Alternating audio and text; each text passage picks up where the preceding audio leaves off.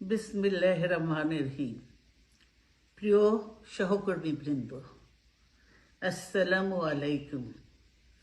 আজ দীর্ঘ 6 বৎসর পর আপনারা আবার একসাথে ফ্যাসিস্ট মুক্ত বাংলাদেশে একত্রিত হতে পেরেছেন। সেজন্য আল্লাহর কাছে হাজার শুকরিয়া আদায় করছি। দীর্ঘ ফ্যাসিবাদী বিরোধী সংগ্রামে যারা শহীদ হয়েছেন এবং সম্প্রতি জুলাই আগস্টের ফ্যাসিবাদী শাসকদের নির্মম ভয়াবহ দমন নীতির কারণে গণহত্যায় যারা শহীদ হয়েছেন তাদের প্রতি আমি শ্রদ্ধা জানাচ্ছি।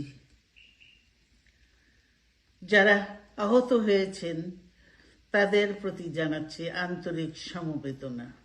আমি চিকিৎসার কারণে যুক্তরাজ্যে অবস্থান করলেও আমি সব সময় আপনাদের পাশেই আছি।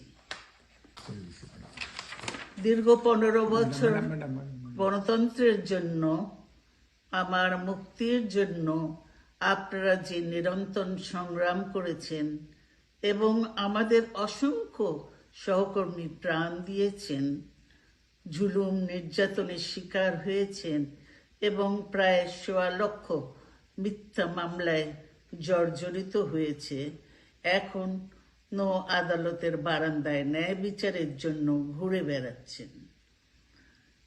আপনাদের এ ত্যাগ শুধু দল নয়, জাতি চিরকাল স্মরণ রাখবে।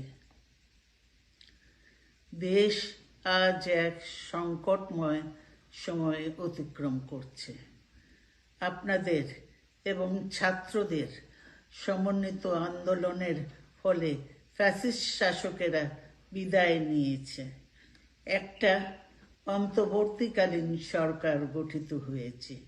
তাদের কাছে জনগণের প্রত্যাশা, রাষ্ট্র মেরামতের ন্যূনতম সংস্কার দ্রুত সম্পন্ন করে গণতান্ত্রিক ব্যবস্থায় ফিরে যাওয়ার জন্য সকলের কাছে গ্রহণযোগ্য একটি নির্বাচন অনুষ্ঠান সম্পন্ন করা।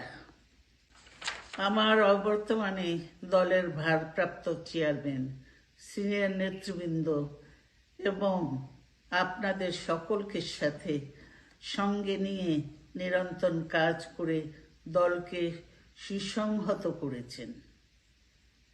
আমি আপনাদের ধন্যবাদ জানাচ্ছি। আমি বিশ্বাস করি আপনারা শহীদ প্রেসিডেন্ট জিয়াউর রহমানের আদর্শে আরো উজ্জীবিত